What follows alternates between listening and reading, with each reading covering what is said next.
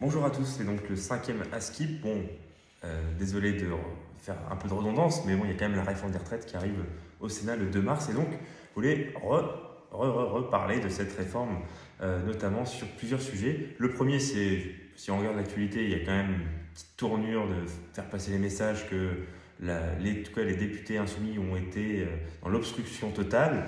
Bon, si on refait un peu le match en regardant un peu ce qui s'est passé avant, il y a eu quand même l'obstruction du 47-1 porté par le gouvernement quand même.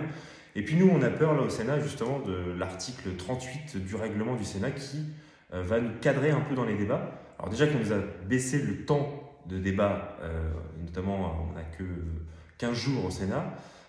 En plus de ça, dans ces 15 jours, on va peut-être nous réduire aussi le temps de parole.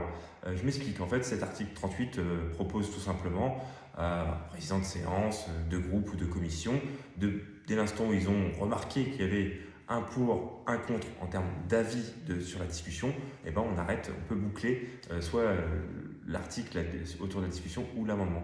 Donc vous voyez que ça va forcément, bien évidemment, cadrer les débats encore plus.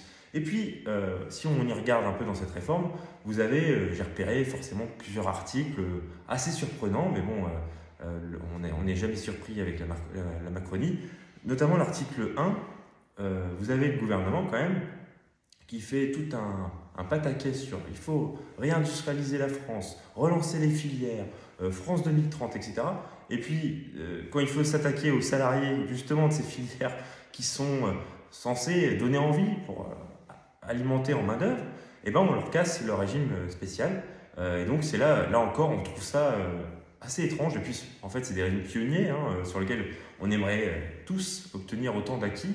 Sauf qu'en l'occurrence, le gouvernement veut niveler vers le bas ces régimes en les raccrochant au régime universel. Donc ce qui veut dire dans tout ça, c'est qu'aujourd'hui, si on regarde aussi les autres articles, vous avez un article 2. Alors, imaginez un parlementaire, en plus d'opposition, qui dépose un amendement ou qui n'a rien à voir avec la partie budgétaire du PLFSS rectificatif, le projet de loi de finances de la sécurité sociale. Et notamment pour indexer les seniors, en tout cas obliger les entreprises à rendre public leur politique de recrutement vis-à-vis des différentes tranches d'âge et en particulier des seniors. Donc imaginez un parlementaire qui monte cet amendement, il se ferait retoquer tout simplement, ce serait un cavalier hors périmètre de ce qu'on doit faire en tout cas dans un projet de loi rectificatif de la sécurité sociale. Donc force est de constater que là encore, le gouvernement démontre un peu de l'amateurisme. Alors après, c'était purement de la com, il faut se rassurer. Et si on en revient sur la com, aussi, là encore, l'article 10 avec les fameux 1200 euros.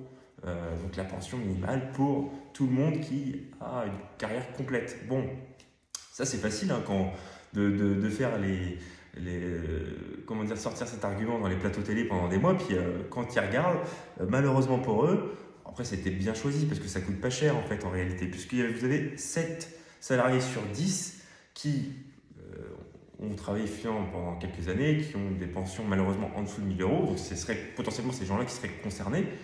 Sauf que il y en a 7 sur 10 qui ont des carrières incomplètes. Et donc en fait, effectivement, de dire tout le monde aura 1200 euros, mais bon, ils ne disent pas la petite phrase que vous retrouvez dans le contrat qui est tout en bas à droite, qui est en fait, il faut avoir une carrière complète. Donc là encore, pareil, l'amateurisme de la Macronie comme d'habitude. Et puis si on y revient, le sujet quand même que tout le monde attend, c'est l'article 7 qui fait débat forcément on allonge le temps de travail. En fait, on se pose tous la question, est-ce qu'on va devoir payer notre vie, toute notre vie, et alors que pour autant les gens sortent en bonne santé encore à 64 ans, donc ça serait quand même bien de profiter de la vie après avoir travaillé pendant plus de 43 ans ou 42 ans. Après avoir fait un petit résumé de cette réforme, alors j'ai effectivement ciblé quelques articles, il y en a bien d'autres, mais je pense qu'il est important au bout d'un moment de se poser des questions, de se dire en conclusion que quand on y regarde, toute personne qui a des carrières incomplètes ou qui a un parcours scolaire léger en termes de diplôme va se retrouver en difficulté. Et donc on y voit effectivement tout de suite les femmes qui ont parfois plus de chances, malheureusement, encore en 2023, d'avoir des carrières incomplètes. Et puis aussi, tous celles et ceux qui font des carrières longues qui n'ont pas forcément fait